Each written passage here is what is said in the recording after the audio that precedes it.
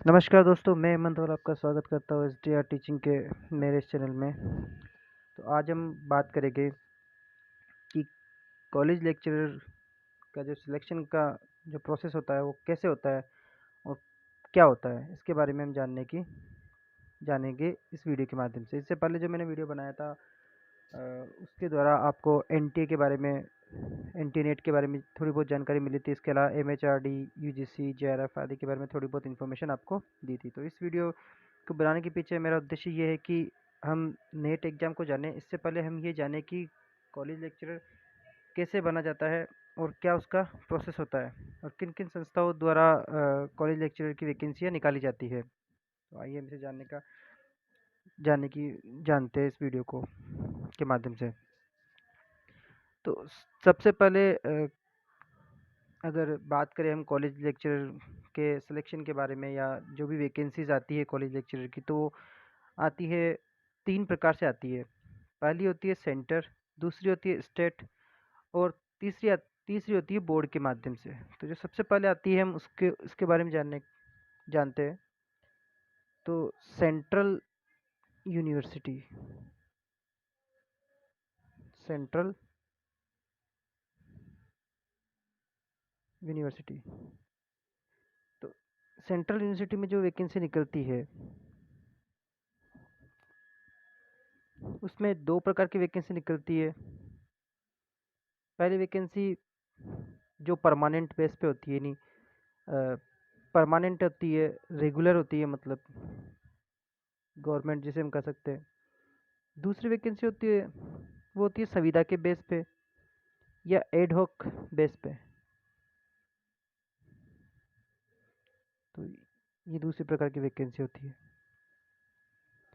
तो इसमें जो आपका सिलेक्शन होता है वो परमानेंटली होता है। फिर बाद में आप जैसे गवर्नमेंट जॉब होती है वैसे ये जॉब होती है, इसमें आप परमानेंट असिस्टेंट प्रोफेसर बनते हो।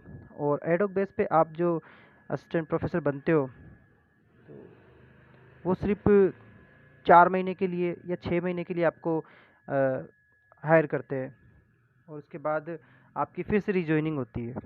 तो सबसे पहले हम जानने की कोशिश करते हैं कि सेंट्रल यूनिवर्सिटी में जो परमानेंट पोस्ट पे वैकेंसी होती है तो वो कैसे निकलती है। तो परमानेंट पोस्ट पे जो वैकेंसी निकलती है, विज्ञप्ति किसी यूनिवर्सिटी के साइट पे वो अवेलेबल कराते हैं और उसमें सभी पदों का विवरण होता है और उनकी क्वालिफ़िकेशन दी हुई होती है। हालाँकि जो क्वालिफ़िकेशन है इसके बारे में हम बाद में अन्य वीडियो पे विस्तार से बात करेंगे, लेकिन फिर भी मैं आपको मोटा-मोटी तौर पे थोड़ा बहुत बता देता हूँ। जैसे अगर परमानेंट बेस पे आप सिलेक्शन लेना चाहते हैं सेंट्रल यूनिवर्सिटी से, तो यहाँ पे यूनिवर्सिटी पे डिपेंड होता है कि वो पेपर किस तरह से, क्या वो पेपर कराती है या डायरेक्ट आपकी जॉइनिंग लेती है। तो यहाँ पे या तो यूनिवर्सिटी चाहे तो पेपर करा के, जिस तरह से आपके अदर कंपटीशन एग्जाम के पेपर होते हैं वैसे ही पेपर करा के आपका सिलेक्शन करा सकती है, या फिर डायरेक्ट इंटरव्यू के जो इंटरव्यू होता है, साक्षात्कार साक्षात्कार के माध्यम से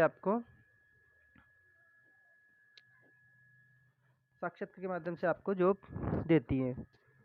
तो परमानेंट जब यूनिवर्सिटी कभी वैकेंसी निकालती है, अगर उनमें कैंडिडेट की संख्या ज़्यादा हो जाती है तो फिर वो पेपर कराती है और ये यूनिवर्सिटी पे डिपेंड होता है कि वो पेपर कराए या ना कराए। तो यूनिवर्सिटी जो पेपर कराती है तो वो अपने हिसाब से करा देती है। अगर स्टूडेंट्स कम होते हैं तो फिर वो साक्षात्कार के माध्यम से आपको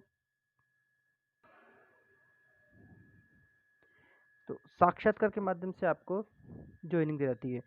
तो इसका प्रोसेस ये होता है कि सबसे पहले आपकी क्वालिफ़िकेशन पूरी होनी चाहिए। जैसे इसमें गुड एकेडमिक रिकॉर्ड देखा जाता है, जिसे हम गार कहते हैं।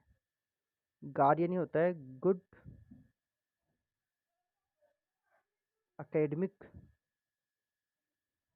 रिकॉर्ड, तो इसे कहते हैं गार यानी गुड एकेडमिक रिकॉर्ड। तो इसे देखा जाता है।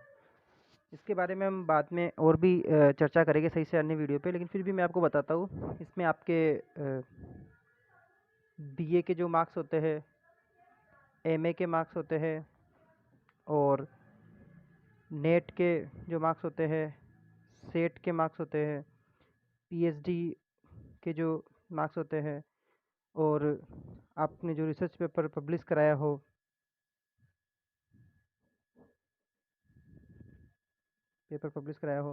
तो उसके मार्क्स होते हैं। इंटरनेशनल में कराया तो उनके जो मार्क्स होते हैं वो जुड़ते हैं। इसके बाद जो होता है आपका जो कॉलेज एक्सपीरियंस, जो आपने पहले कभी अनुभव आपका देखा जाता है, जो आपने किसी कॉलेज में पढ़ाया हो, तो उसके मार्क्स जुड़ते हैं। तो इन टोटल मार्क्स से होते हैं 100 नंबर में से मार्किंग होती है, और इनमें जितने भी नंबर आते हैं उनके आधार पर इंटरव्यू लिस्ट तैयार होती है। फिर कैंडिडेट को बुलाया जाता है और उनको इंटरव्यू के लिए बुलाया जाता है, और फिर उनमें से जो जिनका इंटरव्यू अच्छी मार्किंग होती है, इंटरव्यू के अलग से 100 नंबर होते हैं, तो ऐसे टोटल मिलके 200 में से आपका 200 में से आपकी टोटल मार्किंग आती है। जितने आपके नंबर आते हैं उसके आधार पे वो सिलेक्शन देते हैं। तो यह प्रोसेस होता है सेंट्रल यूनिवर्सिटी में। और ठीक ऐसा ही प्रोसेस सविता बेस पे, एडॉक बेस पे भी यही प्रोसेस होता है। इसमें भी आपके गुड एकेडमिक रिकॉर्ड को देखा जाता है, जिसमें आपके BA, MA, net, set, PhD, research paper और अनुभव जो आपका कॉलेज का पढ़ाने का है, वो सब देख करके फिर आपको जॉब दी जाती है। तो परमानेंट में आप स्थायी नौकरी पाते हो, लेकिन एडॉक बेस पे आपको सिर्फ 4 महीने के लिए वो हायर करते हैं। उसके बाद 4 महीने बाद आपको वापस से फॉर्म लगाना पड़ता है, फिर आपकी वापस से रिजॉइनिंग होती है। उसी प्रकार से इंटरव्यू लिस्ट बनती है एडॉक बेस में भी। उसी प्रकार से साक्षात्कार के लिए इनके बेस पे इंटरव्यू लिस्ट बनती है। फिर इंटरव्यू में 200 मार्किंग के बाद आपका एडॉक बेस पे सिलेक्शन होता है। तो इनमें होता ये है कि आपकी जो सैलरी होती है वो जो डिसाइडेड है उतनी मिलती है। 56,000 जो आपकी सैलरी होती है वो आपको प्रोवाइड कराती है। परमानेंट में तो आपको पता है कि बाद में बढ़ते हैं, लेकिन एडोक बेस पे आपको 56,000 मिलते हैं, और अगर एक्सपीरियंस लेवल आपका बढ़ता जाता है तो आपकी सैलरी भी बढ़ती है। तो ये इनका सिलेक्शन का प्रोसेस होता है। और सेम इसी तरह बात करें हम स्टेट यूनिवर्सिटी के बारे में, तो स्टेट यूनिवर्सिटी में भी सिलेक्शन का यही प्रोसेस होता है, लेकिन उनमें जो मार्किंग होती है, यानी हर स्टेट यूनिवर्सिटी का अपना अपना मार्किंग होता है। जिस तरह सेंट्रल यूनिवर्सिटी में सेंटर के माध्यम से आपको जॉब दी जा रही है, उसी प्रकार स्टेट यूनिवर्सिटी में स्टेट के माध्यम से, किसी स्टेट में जो यूनिवर्सिटी है जिसे उसे चलाने का दर्जा प्राप्त है, तो उस स्टेट के माध्यम से आपको यूनिवर्सिटी जॉब प्रोवाइड करा रही है। इसमें भी आपको दो प्रकार से ही जॉब मिलती है। पहली होती है परमानेंट, और दूसरी होती है एडहॉक या सविता बेस पे। इसमें मैं आपको एक और बात बताना चाहूँगा कि सेंट्रल यूनिवर्सिटी या स्टेट यूनिवर्सिटी, यूनिवर्सिटी के अंदर तो ज्वाइनिंग मिलती ही है। जो डिपार्टमेंट होता है उसमें तो ज्वाइनिंग मिलती ही है। इसके अलावा इनके अंडर में जो कॉलेज आते हैं, जैसे जो कॉलेज स्टेट यूनिवर्सिटी के अंडर में आते हैं, जो सेंट्रल यूनिवर्सिटी के अंडर में आते हैं, तो उनमें भी आपको ज्वाइनिंग मिलती है। बशर्ते आपको फॉर्म भरते समय ये लिखना पड़ता है कि आप कहाँ के लिए अप्लाई करना चाहते हैं, क्या डिपार्टमेंट के लिए करना चाहते हैं या इनसे रिलेटेड किसी एफिलेटेड कॉलेज में अप्लाई करना चाहते हो, तो वो आपको उसमें फ़िल करना पड़ता है। उसके बाद ये प्रोसेस होता है। तो सेम यही प्रोसेस होता है, लेकिन स्टेट यूनिवर्सिटी में जो गुड एकेडमिक रिकॉर्ड होता है उसमें थोड़ा अंतर होता है, मार्किंग में अंतर होता है। तो उसमें अंतर ये होता है कि जैसे मार्किंग अलग अलग तरीके से होती है। बीए में, एमए में, तो आप एक बार अलग अलग स्टेट यूनिवर्सिटी को जब भी वहाँ पे ज्वाइनिंग पाना चाहते हो या फिर वहाँ पे इंटरव्यू देना चाहते हो, तो वहाँ की जो गुड एकेडमिक रिकॉर्ड की जो डिटेल है उसे देख लें, उसके बाद आप भरें। तो स्टेट यूनिवर्सिटी में और सेंट्रल यूनिवर्सिटी की जो मार्किंग होती है गुड एकेडमिक रिकॉर्ड की, दोनों की अलग अलग होती है और वही प्रोसेस होता है। अगर आप परमानेंट करना चाहते हो तो भी वही प्रोसेस होगा। या तो स्टेट यूनिवर्सिटी अगर संख्या ज़्यादा हो स्टूडेंट की तो पेपर करा सकती है, और अगर वो संख्या कम हो तो साक्षात्कार के आधार पर आपका सिलेक्शन ले सकती है। और यही प्रोसेस होता है। गुड एकेडमिक रिकॉर्ड के बाद आपका इंटरव्यू, इंटरव्यू के बाद फिर आपका फाइनल सिलेक्शन होता है। तो परमानेंट में भी इसी तरह सिलेक्शन होता है, और एडहॉक बेस पे भी इसी तरह सिलेक्शन होता है। और यही प्रोसेस होता है। परमानेंट में आप स्थायी हो जाते हो, और एडहॉक बेस में आप स्थायी नहीं रहते। यही 4 महीने या 6 महीने के बॉन्ड के आधार पे आपको काम कराते हैं, और फिर बाद में अगर आपका वर्क अच्छा होता है तो फिर आप वापस रीजॉइनिंग के लिए अप्लाई कर सकते हो और वो आपको ज्वाइन करा सकते हैं। तो इससे स्टेट यूनिवर्सिटी और सेंट्रल यूनिवर्सिटी में सिलेक्शन का प्रोसेस होता है। अब हम जानकारी लेते हैं। तीसरा एक और तरीका है जिसके तहत कॉलेज लेक्चरर के लिए वैकेंसी निकाली जाती है। अच्छा, सेंट्रल यूनिवर्सिटी और स्टेट यूनिवर्सिटी में एक बेनिफिट ये होता है कि इसमें आप असिस्टेंट प्रोफेसर के लिए अप्लाई करते हैं सबसे पहले। इसके बाद आप 10 साल के कार्यकाल बाद या 6 साल 7 साल के कार्यकाल के बाद आप एसोसिएट प्रोफेसर बन जाते हैं और अंत में जाकर के आप प्रोफेसर बनते हैं। तो सेंट्रल यूनिवर्सिटी और स्टेट यूनिवर्सिटी दोनों में ही इसी तरह प्रोसेस होता है। इसमें आप पहले असिस्टेंट प्रोफेसर बनते हैं, फिर एसोसिएट प्रोफेसर बनते हैं, फिर प्रोफेसर बनते हैं। तो यही प्रोसेस सभी यूनिवर्सिटी में होता है। अब बात करते हैं हम तीसरा प्रकार, जिसमें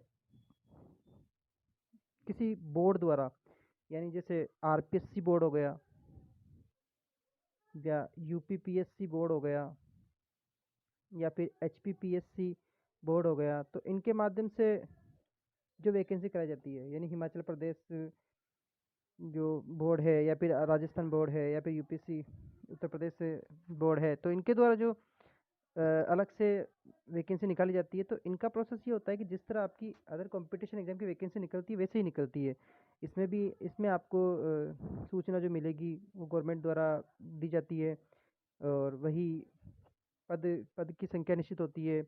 इसमें सिलेक्शन का प्रोसेस होता है, पहले आपका पेपर होता है क्योंकि इसमें कई सारे लोग अप्लाई कर सकते हैं, और पेपर के बाद फिर आपका इंटरव्यू होता है। इंटरव्यू के बाद आपका फाइनल सिलेक्शन होता है। तो ये इसका प्रोसेस होता है। तो इसमें क्या होता है कि आपको पेपर देना पड़ता है, और इस एग्ज़ाम को जो कराती है वो आरपीएससी यूपीएससी या ऐसा कोई बोर्ड इस पेपर को कराता है। और इसके लिए भी आपकी इसमें किसी प्रकार गुड एकेडमिक रिकॉर्ड नहीं मांगा जाता। यानी अगर आपकी शंका हो कि इसमें भी गुड एकेडमिक रिकॉर्ड मांगा जाए, तो इसमें ऐसा कुछ नहीं है, गुड एकेडमिक रिकॉर्ड नहीं मांगा जाता। इसमें आपके एमए के परसेंट जो कि 50% से ऊपर होने चाहिए, ये देखे जाते हैं। उसके बाद आपका नेट या सेट कंप्लीट होना चाहिए और एक पीएचडी। इनमें से अगर तीनों में से कुछ भी आपका कंप्लीट है तो आप इसके लिए अप्लाई कर सकते हैं। इसके बाद आपका पेपर होता है, और पेपर क्लियर होने के बाद फिर इंटरव्यू होता है। इंटरव्यू के बाद फिर आपका सिलेक्शन होता है। तो पेपर में जो मार्किंग होती है आरपीएससी की अलग होती है, यूपीएससी की अलग होती है, एचपीएससी, सबकी अलग अलग पृथक पृथक तरीके से वो कराते हैं। तो इस प्रकार से कॉलेज लेक्चरर में सिलेक्शन के प्रोसेस होते हैं। जो सिलेक्शन होता है तो 3 प्रकार से होता है, पहला सेंट्रल यूनिवर्सिटी, दूसरा स्टेट यूनिवर्सिटी, और तीसरा आरपीएससी यूपीएससी या एचपीएससी जो भी बोर्ड है किसी भी स्टेट के, तो उसके आधार पे सिलेक्शन। अब इसमें क्या होता है कि आपसे मांगा जाता है नेट। अगर आपका नेट क्लियर हो तो आप सेंट्रल यूनिवर्सिटी में अप्लाई कर सकते हैं, स्टेट यूनिवर्सिटी में अप्लाई कर सकते हैं, और ऐसे बोर्ड द्वारा आयोजित परीक्षाओं में भी आप अप्लाई कर सकते हैं। लेकिन अगर आपका सेट क्लियर है तो आप फिर सेंट्रल यूनिवर्सिटी में अप्लाई नहीं कर सकते, और आप अप्लाई कर सकते हैं स्टेट यूनिवर्सिटी में अप्लाई कर सकते हैं जिस राज्य का आपका सेट क्लियर होता है। तो सेट के बारे में मैं आपको बता दूं, इसका मतलब होता है स्टेट एलिजिबिलिटी टेस्ट। नेट की तरह ही होता है लेकिन ये स्टेट का होता है, हर राज्य अपना अपना सेट का एग्ज़ाम कराता है, तो उस एग्ज़ाम को आपको क्लियर करना पड़ता है। लेकिन सेट एग्ज़ाम की कुछ निश्चित सीमाएं होती है। वो निश्चित सीमा ये होती है कि सेट सिर्फ जिस राज्य से आपने क्लियर किया है उसी राज्य के लिए एप्लीकेबल होगा, और उस राज्य के अलावा अलग राज्य में आप अप्लाई नहीं कर सकते। लेकिन अगर आपने नेट क्लियर किया है तो आप सेंट्रल यूनिवर्सिटी, स्टेट यूनिवर्सिटी या अन्य किसी राज्य में कहीं हर जगह अप्लाई कर सकते हो। मतलब इसके लिए आप उत्तर प्रदेश या जहाँ से भी वैकेंसी निकल रही है तो उसके लिए अप्लाई कर सकते हैं। तो इस प्रकार से हमने जाना कॉलेज लेक्चरर में किस प्रकार से सिलेक्शन होता है, सेंट्रल यूनिवर्सिटी, स्टेट यूनिवर्सिटी और आरपीएससी यूपीएससी एचपीएससी बोर्ड द्वारा जो सिलेक्शन प्रोसेस होता है वो मैंने आपको इसके माध्यम से बताया। आगे आने वाले वीडियो में इसके बारे में और भी विस्तृत तरीके से मैं आपको बताऊँगा। और अगर वीडियो आपको अच्छा लगा, वीडियो आपको पसंद आया, तो आप इसे लाइक ज़रूर करें और सब्सक्राइब करें, कमेंट करें, शेयर भी करें। तो इसी के साथ मैं ये वीडियो समाप्त करता हूँ। धन्यवाद।